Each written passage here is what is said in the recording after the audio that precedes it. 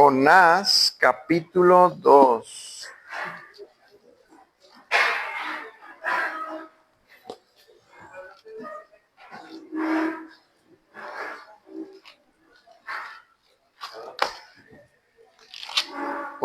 Uno, dos, tres. ¿Se escucha bien? ¿Atrás sí? Muy bien. Porque las pedradas van a ir hasta atrás, ¿eh? No es cierto. Es bromita, es bromita. Muy bien. Jonás, capítulo 2. Recuerda que estamos estudiando el libro de Jonás y creo que aprendimos algo la vez pasada, ¿no? Decíamos que Jonás muchas veces lo identificamos con esta historia de niños, de que el profeta se lo traga una ballena o el pez, y entonces estábamos en estábamos explicando que no es una historia principalmente para niños, aunque llama la atención por el pez y todo esto, pero la realidad es que es una historia para adultos, ¿no? Y es de hecho una historia muy profunda. Decíamos que Jesús mismo usa esta historia como una señal, un símbolo de lo que iba a ser su muerte y su resurrección, ¿no? Entonces, si hay algo que tenemos que poner atención es a esta historia, ¿no? Es crítica. Decíamos que esta historia está escrita a forma de sátira. Quiere decir que hay elementos que se hacen más grandes de lo que son quizás, ¿no? Y de hecho, esto es un dato que no te dije la vez pasada, pero en el hebreo original, más o menos de 13 a 14 veces está la palabra grande o muy grande, ¿no? En el texto, ¿no?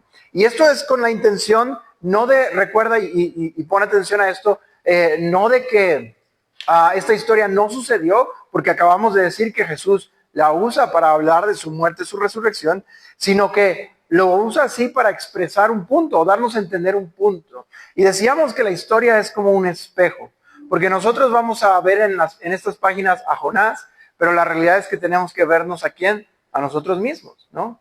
Necesitamos darnos cuenta de que así como Jonás se fue hasta el otro lado desobedeciendo a Dios, así nosotros lo hacemos, ¿no? Y aprendimos 3 cosas la última vez. Número 1, no podemos huir de Dios, ¿no? Cuando hay un llamado de parte de Dios, cuando hay una ordenanza de parte de Dios, y esto puede ser tan sencilla como el llamado a arrepentirnos, o tan complicada como un llamado más especial a servirle de alguna manera, nosotros no podemos huir de Dios. Y aprendimos también que desobedecer a Dios va a traer consecuencias. Va a traer consecuencias a nuestra vida, va a traer consecuencias a la vida de quienes nos rodean, y también estas consecuencias van a ir creciendo, así como la tormenta, ¿te acuerdas? Van a ir creciendo mientras más necios seamos, ¿no?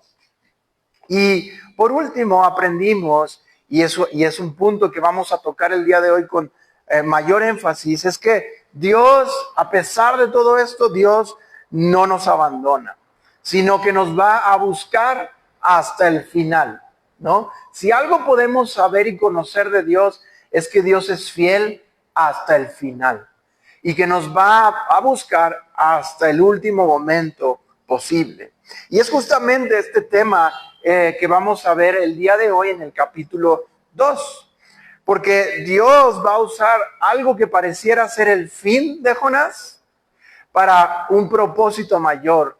Y es lo que vamos a ver el día de hoy. Entonces, si me acompañas a leer el versículo 17 del capítulo 1, acuérdate, a Jonás lo echaron al mar, los marineros, porque dijeron, por causa de él es que está la tormenta, y entonces lo echaron al mar, y dice versículo 17, pero Jehová tenía preparado un gran pez que tragase a Jonás, y estuvo Jonás en el vientre del pez 3 días y 3 noches. Capítulo 2, versículo 1 dice, entonces oró Jonás a Jehová su Dios desde el vientre del pez y dijo, invoqué en mi angustia a Jehová y él me oyó. Desde el seno del Seol clamé y mi voz oíste. Me echaste a lo profundo en medio de los mares y me rodeó la corriente. Todas tus ondas y tus olas pasaron sobre de mí. Entonces dije, desechado soy delante de tus ojos, mas aún veré tu santo templo. Las aguas me rodearon hasta el alma, me rodeó el abismo, el alga se enredó en mi cabeza, descendí a los cimientos de los montes, la tierra echó su cerrojo sobre mí para siempre, mas tú sacaste mi vida de la sepultura, oh Jehová, Dios mío, cuando mi alma desfallecía en mí, y me acordé de Jehová, y mi oración llegó hasta ti en tu santo templo. Los que siguen vanidades ilusorias, sus misericordias acaban. Mas yo con voz de alabanza te ofreceré sacrificios. Pagaré lo que prometí, la salvación es de Jehová. Y es la oración que hace Jonás. Y vamos a ir hablando un poco lento a través de ella, porque tiene mucha aplicación para nuestra vida. Pero ¿qué te parece si antes de ver la oración de Jonás, elevamos una oración nosotros al Señor? ¿Sí? Padre, gracias por este tiempo, gracias por lo bueno que eres con nosotros. Señor, te ruego que el día de hoy, como todos los miércoles que estamos estudiando tu palabra, abras nuestro entendimiento, Señor. Que nos ayudes a entender tu consejo escrito aquí en tu palabra. Y que a través de esto, Señor, nos ayudes a poner por obra lo que el día de hoy tienes para nosotros, para nuestro corazón. Te ruego que nos ayudes a apoyarnos en ti y no en nuestro entendimiento, y no en nuestras ideas, y no en lo que nosotros pensamos, sino en lo que tú sabes y tú usas para traernos a justicia, Señor. Y te doy gracias por este tiempo, que tu Espíritu esté en medio de nosotros, Señor, moviéndonos, redarguyendo nuestros corazones, convenciéndonos de pecado, de juicio, de justicia, Señor. Lo pongo en tus manos, en el nombre de Jesús. Amén. Bien. Entonces, a Jonás se lo traga un pez, ¿no? Y quiero que te imagines esta escena, ¿no? Porque Jonás entonces ahora está en el vientre del pez.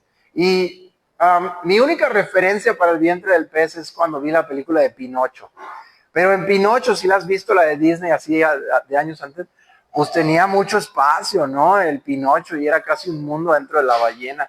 Hasta estaba el barco ahí adentro, ¿no? Pero la realidad es que, piénsalo realmente, ¿no? Es un lugar confinado, ¿no? Es un lugar donde Jonás ya no puede hacer ni moverse, ya no tiene mucho control sobre su situación, ¿no? Y esto va a ser importante, pero tenemos que, antes de seguir hablando de Jonás, tenemos que hablar un poquito del pez. A pesar de que te dije que el pez no es el punto principal, hay un símbolo detrás de este pez. Y para entenderlo necesitamos entender un poquito el contexto en el cual está escrito el libro de Jonás. Jonás es uno de los profetas, ¿verdad que sí? Y la narrativa general de la historia de los profetas recuerda esta, ¿no? El pueblo ha sido rebelde, y ya lo hemos estudiado, hemos estado viendo el discurso de los profetas. El pueblo ha sido rebelde, y entonces a causa de la rebeldía del pueblo, usualmente viene una tribulación, ¿verdad que sí? Esta tribulación lo hemos visto como escasez, lo hemos visto como sequías, lo hemos visto como guerra, como que vienen naciones y conquistan, ¿no? Y entonces viene esta tribulación, pero cada uno de los profetas, cada uno de ellos, en cualquiera de los libros que tú leas, así ya sea el más largo o el más pequeñito, todos tienen un elemento de esperanza al final. Un elemento de una salvación futura que está esperando que está esperando recibir al pueblo para cuando se arrepientan y cuando cambien sus caminos. Entonces el propósito de los libros de los profetas es decirle al pueblo: arrepiéntete, cambia la forma en la que estás viviendo, estás haciendo mal, necesitas voltear tu camino y empezar a caminar con Dios. Y la realidad es que este libro es realmente eso, ¿no? Ahora, en el papel del profeta, tenemos este profeta que en vez de estar anunciando las cosas de Dios, como el pueblo está siendo rebelde y está caminando en sentido contrario a lo que Dios había ordenado. Y vamos a ver que a través de este pez va a haber esta tribulación que después va a resultar en salvación y en esperanza, ¿no? Y entonces la historia entera de Jonás es como si estuviera pintando la historia del pueblo de Israel, ¿no? Lo que han estado viviendo y el mal que han estado propagando. Pero también déjame decirte, es un reflejo también de nuestra vida. Porque así como el pueblo de Israel y como Jonás, nosotros somos rebeldes. Y nosotros hemos desobedecido a Dios y queremos hacer las cosas a mi manera y no a la manera de Dios, sin importar a quién afectemos y por quién pasamos.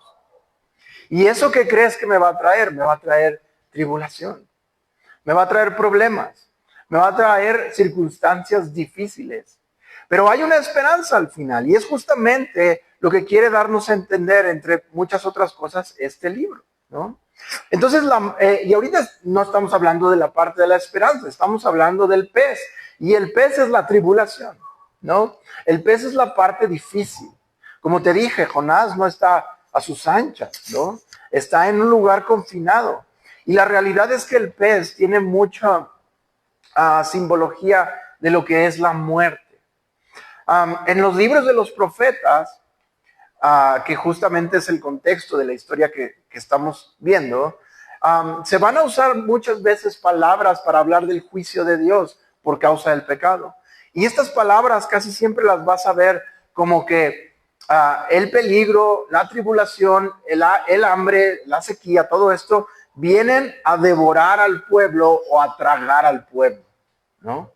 Y literalmente se usan estas palabras, ¿no? Como de comer, ¿no? Como que van a ser consumidos, devorados, tragados, ¿no? Y por eso vemos entonces esta imagen del pez tragando a Jonás. Porque así como la tribulación va a alcanzar al pueblo de Israel por su rebeldía, así la tribulación alcanzó a Jonás y así la tribulación nos va a alcanzar a nosotros cuando estemos en desobediencia a Dios.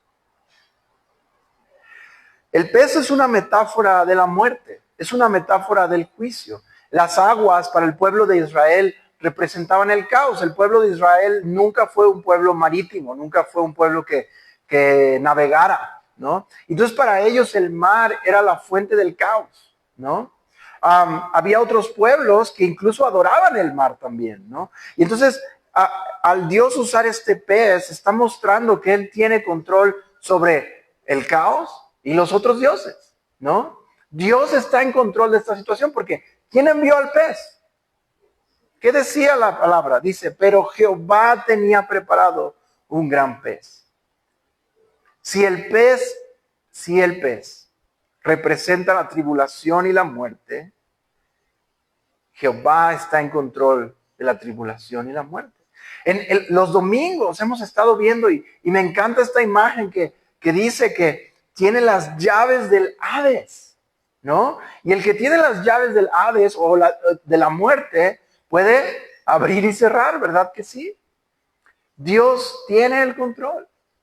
Es Dios quien manda este pez a Jonás, ¿no?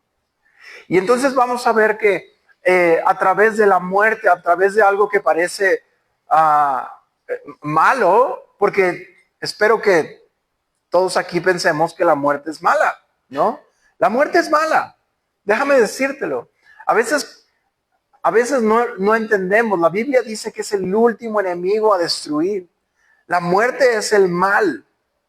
No hay una versión de la muerte que sea buena. No, la muerte es antinatural. Cada que alguien muere, nos duele. La muerte es mala, ¿no? Es el último enemigo. Pero aún a través de la muerte, Dios va a usarla como un vehículo para salvación. Y yo no sé tu situación. Yo no sé si estás pasando por momentos difíciles en los que a lo mejor no hay salida, no puedes verla, en los que a lo mejor tú ya no tienes el control de la situación, en los que a lo mejor no puedes ver con claridad qué está pasando, o en los que a lo mejor ya se te acabaron las fuerzas y has estado luchando, pero ya no puedes más. Y todo esto, recuerda, en la historia de Jonás, es consecuencia del pecado de Jonás, ¿no? Es consecuencia de su desobediencia, de su rebelión, de haberse ido al lado contrario de donde Dios le había dicho. Y déjame decirte que en nuestras vidas también vivimos esas consecuencias, esa disciplina de parte de Dios. Porque si nosotros no obedecemos a Dios, entonces lo que va a pasar es que necesitamos ser disciplinados, ¿no? Y necesitamos vivir esa consecuencia. Ahora hay una diferencia muy clara.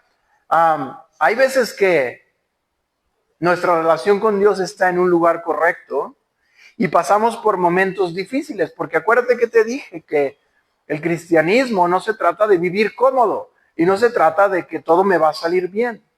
Entonces hay veces que yo estoy en una buena relación con Dios, estoy caminando con Dios y aún así de pronto las cosas se ponen difíciles.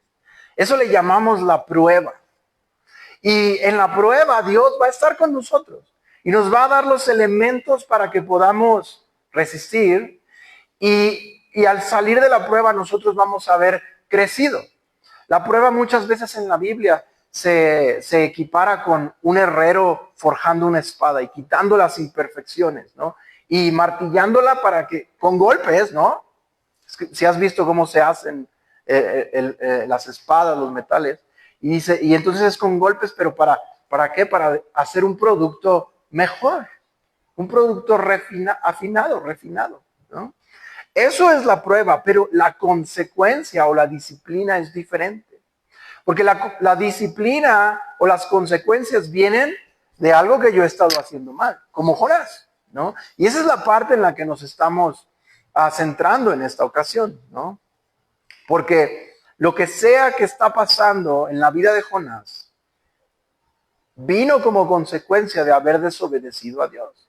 Y yo te dije que las cosas, la vez pasada, las cosas iban a ir de más en más hasta que Jonás volteara a ver a Dios, ¿no? Dime qué es mejor, estar en un barco con una tormenta leve o en un barco con una tormenta muy fuerte. ¿Qué es mejor? Tormenta leve, ¿no?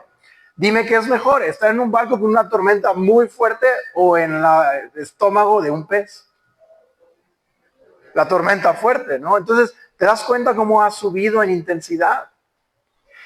Y vamos a estar viendo, ya lo vimos un poquito, leímos la oración, pero vamos a estar viendo que eso es lo que va a hacer que Jonás voltee a ver a Dios. Es la adversidad, la tribulación.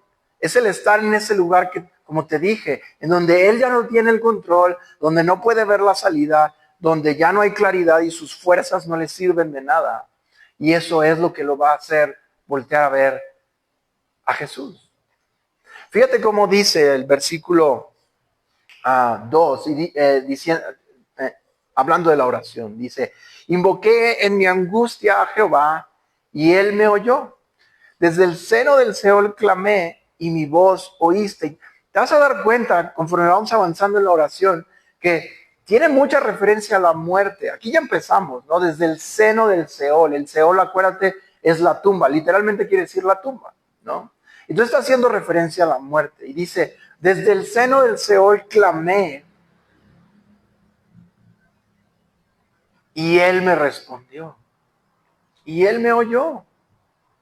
En mi angustia clamé a Jehová y él me oyó. Jonás ya no tiene otra herramienta. Ya no tiene otra palanca que jalar, ¿no? Ya no hay más recursos. Su clamo ahora es visceral porque se sabe que no tiene a dónde ir, ¿no?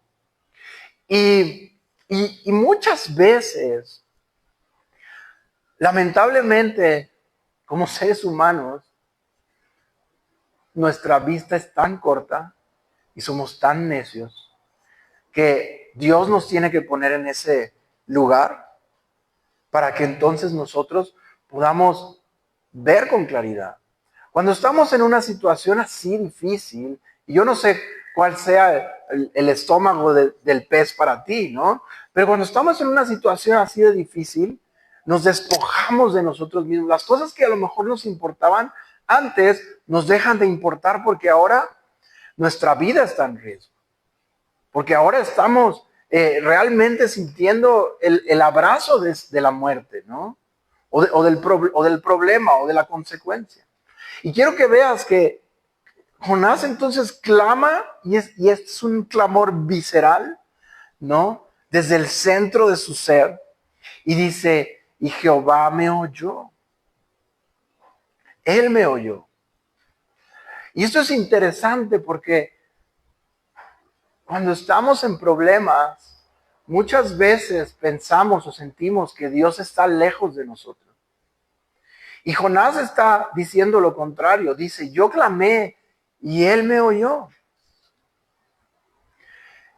Lo que está pasando es que la situación en la que está Jonás lo está haciendo que sea más sensible a la presencia de Dios. Cuando, yo no sé si a ti te ha pasado, en los momentos más difíciles de mi vida, es cuando más he podido ver la mano de Dios en mi vida. Es más difícil verla cuando todo va bien y cuando el barco va sobre las aguas tranquilas. Pero cuando las cosas se ponen difíciles, algo pasa que podemos más claramente discernir la presencia de Dios en nuestras vidas. Porque déjame decirte esto, Dios está cerca de nosotros. Aun cuando estamos viviendo las consecuencias de nuestros errores, Dios está cerca de nosotros. Está buscándonos. ¿Recuerdas lo que te dije? Él nos va a buscar hasta el final. Fíjate cómo dice el versículo 3, dice, me echaste a lo profundo en medio de los mares y me rodeó la corriente. Todas tus ondas y todas tus olas pasaron sobre mí. Y me llama la atención acá porque dice, me echaste a lo profundo. Y si acabamos de leer, en realidad los marineros fueron los que lo echaron al agua, ¿no? Los marineros lo echaron a lo profundo. Pero Jonás, una vez más, está entendiendo que Dios tiene control sobre estas cosas. Y entonces sí, los marineros fueron un medio, pero Dios es quien lo está poniendo ahí, en ese lugar, en el lugar profundo, ¿no? Y entonces, de pronto podemos tener problemas con esto y de decir, ¿cómo? O sea, Dios nos pone en situaciones difíciles y nos hace pasar por sufrimiento. Y yo quiero hablar un poco sobre eso, ¿no? Porque quiero que entendamos que el cristianismo, como lo hemos dicho, el cristianismo, si tú piensas que el objetivo principal de Dios es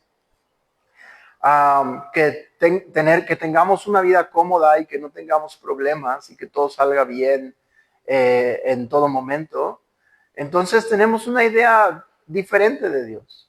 Porque lo que vemos en la Biblia, el carácter de Dios, es un Dios de profundo amor que va a ir hasta lo impensable para jalar gente a sí mismo, para tener gente de su lado, para traerlos con amor y luego moldearlos a su carácter. Moldearlos y para que entendamos que lo necesitamos a Él. Y como te dije, los seres humanos somos un poco necios. Entonces necesitamos pasar este tipo de cosas, ¿no? Ahora, también quisiera decirte, o sea, ¿es culpa de Dios las malas decisiones que Jonás ha tomado? ¿Es culpa de Dios las malas decisiones que tú has tomado? Tenemos parte y somos responsables de la forma en que nos conducimos en esta vida. Y cada cosa que nosotros hacemos, la hacemos de nuestro libre albedrío. Dios nos ha regalado eso. Y entonces nosotros tomamos decisiones y llevamos las consecuencias de nuestras decisiones. Pero no quiere decir que Dios es el autor del mal o de las cosas malas que nos pasan, sino que Dios está en control sobre ellas. Y entonces Dios no va a estar ausente en ese momento, y eso debe ser nuestro consuelo más grande. Que aun cuando, imagínate esto, aun cuando es mi culpa, Dios está a un lado de mí. Y va a usar nuestras peores decisiones para nuestro bien, siempre y cuando decidamos por Él. Y te lo digo porque hay dos vertientes, obviamente, ¿no? Número uno, para los creyentes. Y me recuerda una vez, un hermano me pidió consejo acerca de una decisión que tenía que tomar y estaba muy angustiado porque no sabía cuál camino elegir y estaba orando, pero estaba confundido y no sabía si hacer esta o hacer la otra. Y uno les veía pros y otros les veía contra y estaba poniendo su corazón delante de Dios y no entendía. Y entonces, la verdad, Dios me dio ese consejo, ¿no? Y para mí, realmente yo fui el que di el consejo, pero marcó mi vida, ¿no? Porque entendí que para el creyente hay una libertad en Dios. ¿Qué quiero decir con esto? Para el creyente, dice la Biblia que todas las cosas obran para bien para aquellos que aman a Dios.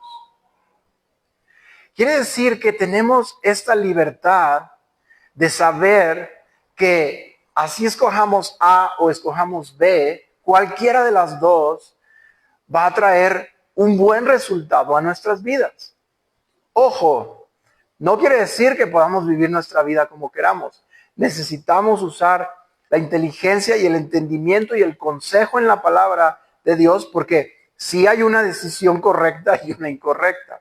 Pero incluso si escogemos la incorrecta, vamos a pasar por tribulación y va a haber dolor y lucha y va a haber martillazos, pero el resultado final va a ser para nuestro bien. Entonces, hay una cierta libertad para el creyente. Para el no creyente, sin embargo,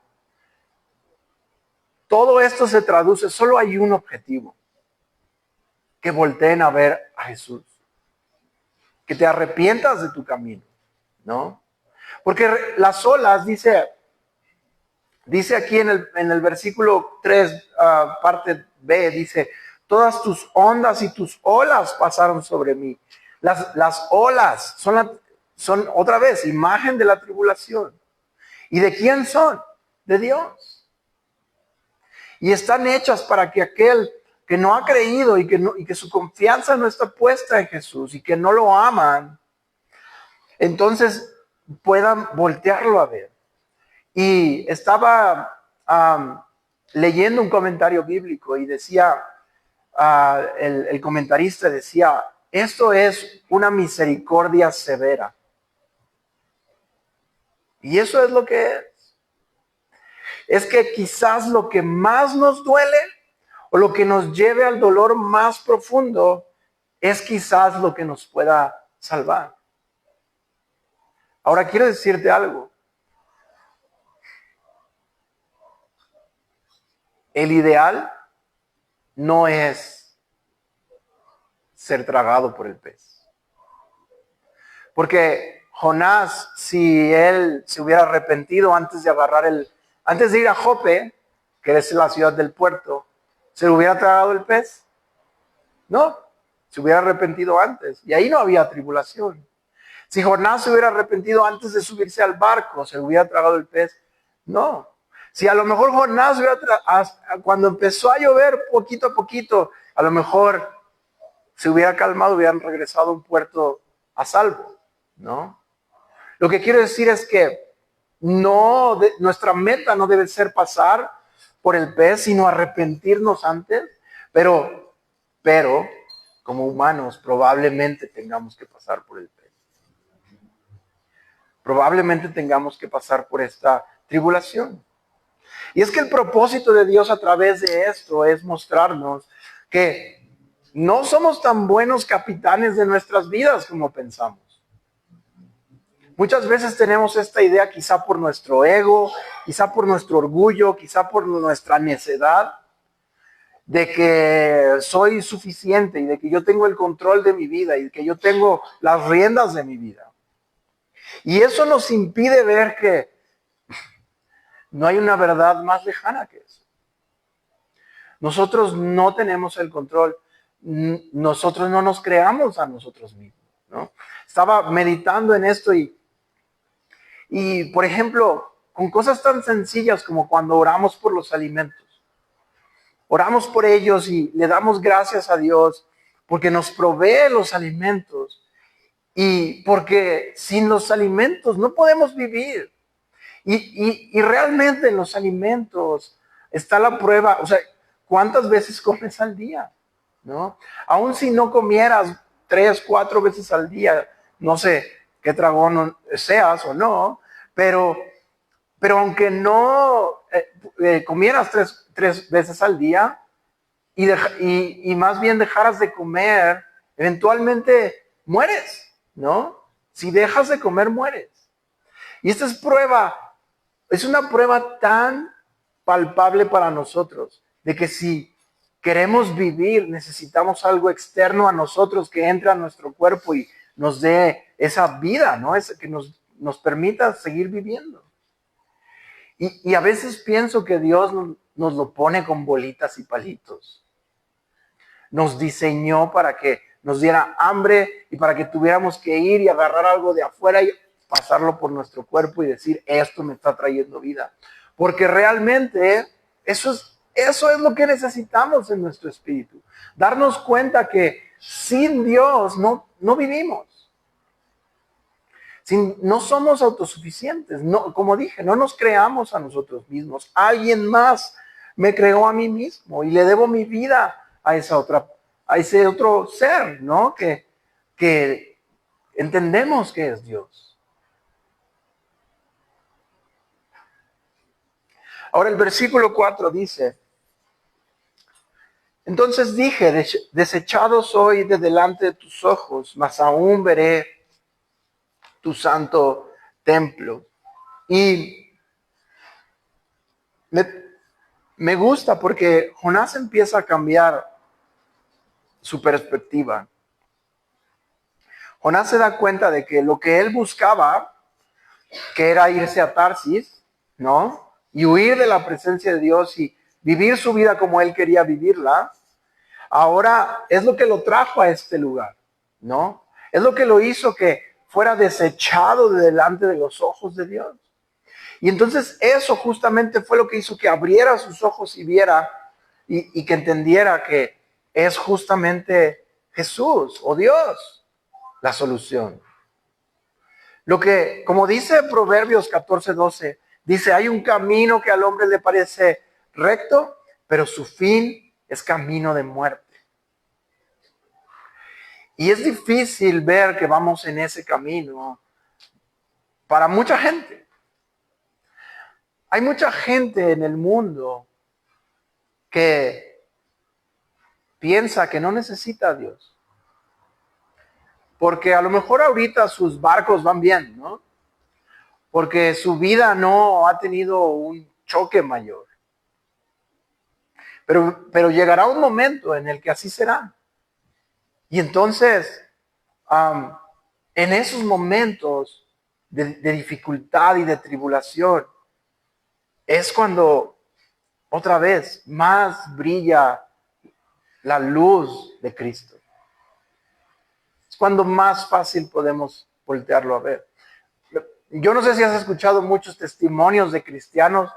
Yo he escuchado una buena parte y me atrevo a decirte que el 80-90% de ellos, Cristo los alcanza cuando están en situaciones difíciles. Hay algunos afortunados que hacen caso antes de subirse al barco, ¿no?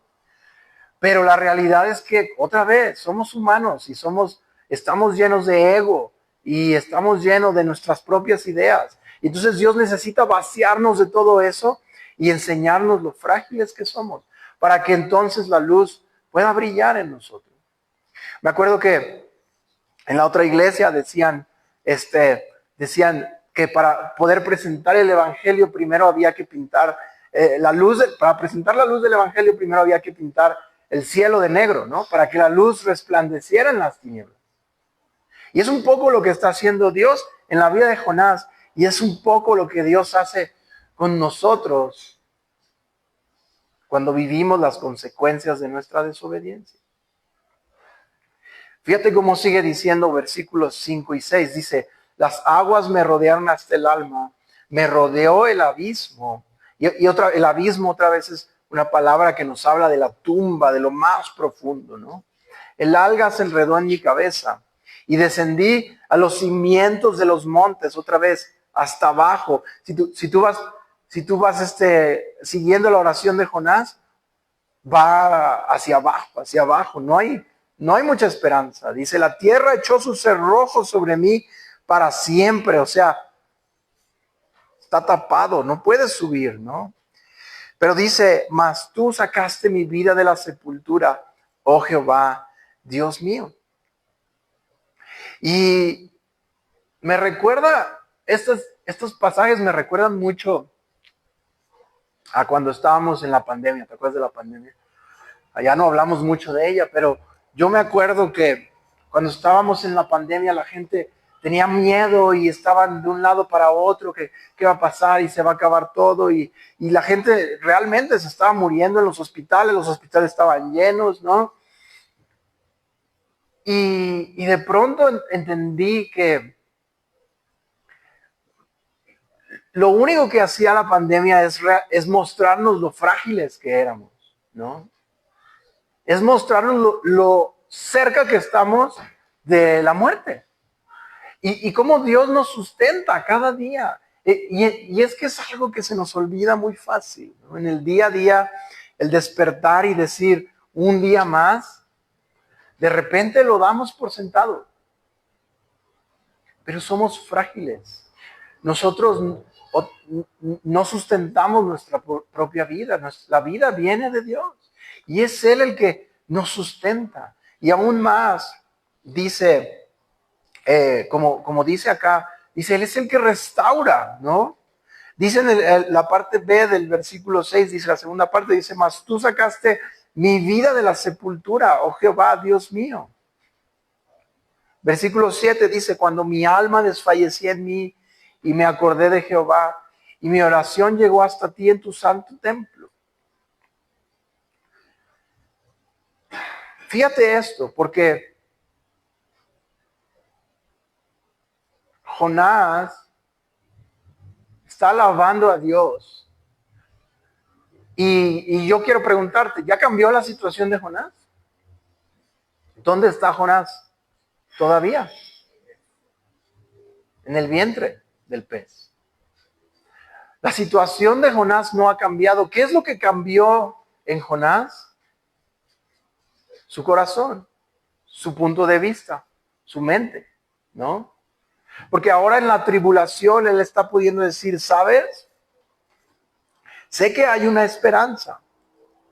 Y te acuerdas que te dije, esto va conectado con el discurso de los profetas. Y entonces, hay una esperanza. Y la vamos a ver en el capítulo 3. ¿Qué representa todo eso? Pero Jonás lo sabe, Jonás lo entiende. Y así nosotros debemos entender y saber que hay una esperanza. Que así como Jonás está en ese momento difícil y la situación no ha cambiado, pero él cambia y puede dar gracias. Así nosotros también, en la situación en la que estemos, podemos tener esta esperanza porque conocemos a nuestro Dios y nuestro Dios no cambia.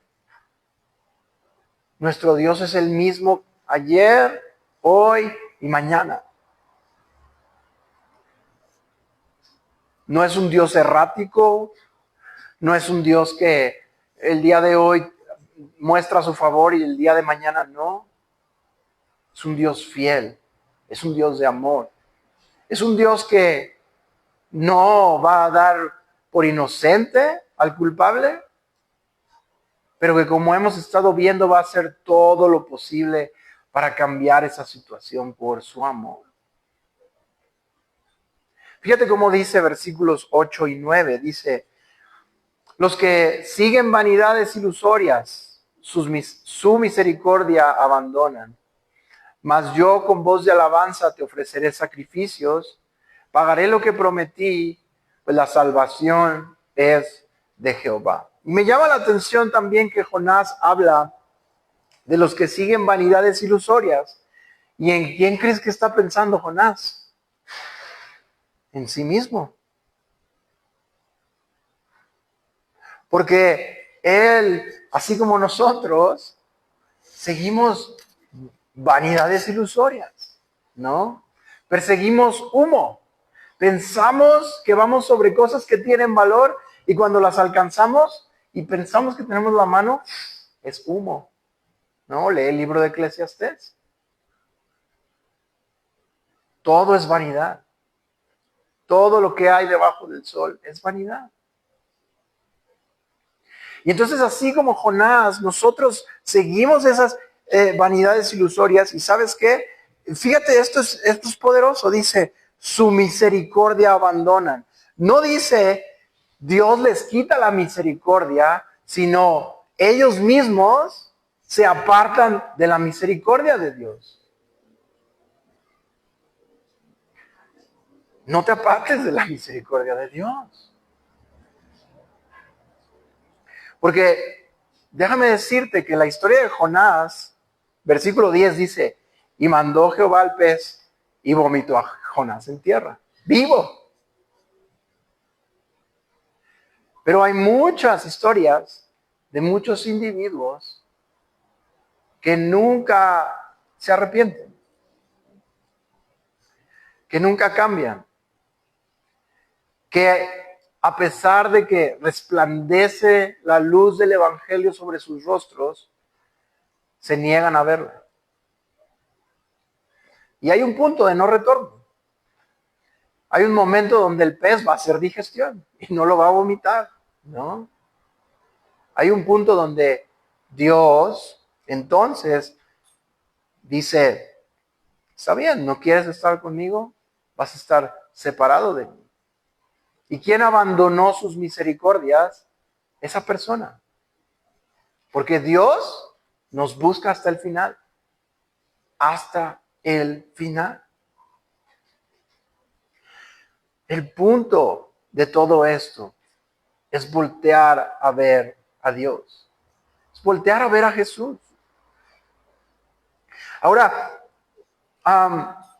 y con esto vamos a terminar, pero no quiero dejar de lado este paralelo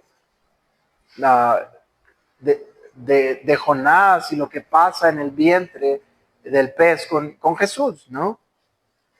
Porque así como Jonás, en un sentido figurado, baja a la tumba en el pez y muere a consecuencia de su pecado y su desobediencia, Jesús asimismo, Él ha muerto, pero no por su desobediencia, sino por la nuestra. Así como Jonás baja a la tumba, Jesús baja a la tumba, muere. Así como Jonás huye de Dios, Jesús obedece a Dios y sigue sus caminos y obedece y es sin pecado. Así como Jonás es culpable del juicio de haber sido rebelde, así Jesús toma nuestra culpa por nosotros haber sido rebeldes. Y entonces es algo que te decía la vez pasada, ¿no? Jesús está yendo a esta muerte por nosotros, para que tengamos vida y vida en abundancia, dice la palabra de Dios. Cuando Jesús le está diciendo, pues entonces a los fariseos y a los judíos, les está diciendo, les voy a dar una señal. No les dice, les voy a dar la señal de Moisés, o no les dice, les voy a dar la señal de Daniel o de David. Les dice, les voy a dar la señal de Jonás. De este individuo que por su rebelión, así como nosotros, baja a la muerte, pero Dios lo saca de la muerte, lo trae a vida, y como vamos a ver en el capítulo 3, esa vida pasa a otras personas y trae vida a más personas. Eso es lo que Jesús ha hecho por nosotros. Porque en la cruz y en la resurrección, Él ha abierto un camino para que nuestra relación con Dios sea hecha correcta. Y para nosotros el precio a pagar es nulo. Solo debemos creer en Él, buscarle de corazón, seguirle, jurarle la lealtad a Él y vivir una vida a partir de ese momento dedicada a Él. Por amor, porque Él nos amó primero, entonces nosotros le amamos. Entonces fíjate lo poderoso que es Dios. Que Dios nos salva incluso a través de la muerte. Que la muerte es este vehículo por el cual Dios, siendo la cosa más, el último enemigo y aún así el enemigo más grande, Dios lo usa para traer la bendición más grande, la salvación a nuestras vidas. La muerte no tiene la última palabra, sino Dios. Y entonces por eso, así como Jonás puede hacer esta oración y agradecerle a Dios antes de haber salido de la barriga del pez, y que con toda seguridad decía, pero volveré a ver tu santo monte, y mi vida sacaste de la sepultura, y mi oración llegó hasta ti en tu santo templo. Así nosotros podemos el día de hoy clamar y tener esa misma esperanza de, a pesar de la circunstancia en la que estoy, a pesar de la dificultad, a pesar de mi pecado, a pesar de las consecuencias que estoy viviendo,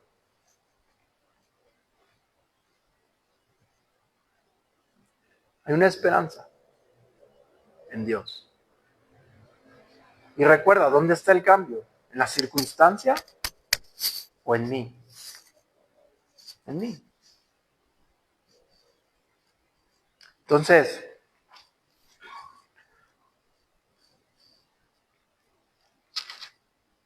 no, otra vez, no sé en qué etapa estés, no sé si estás en el barco, no sé si te estás subiendo al puerto, no sé si ya estás en el vientre de la ballena. En cada etapa hay una oportunidad para arrepentirte y cambiar tu rumbo. Tómala ahora, tómala el día de hoy.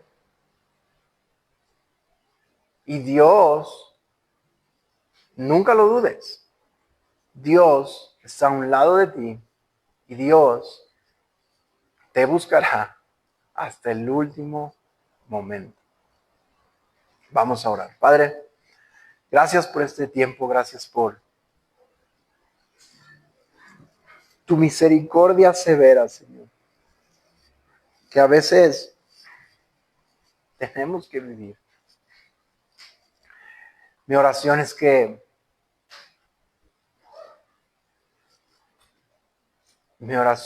si puede pasar de nosotros ese juicio, pero que no sea como nosotros queremos, sino como tú quieres.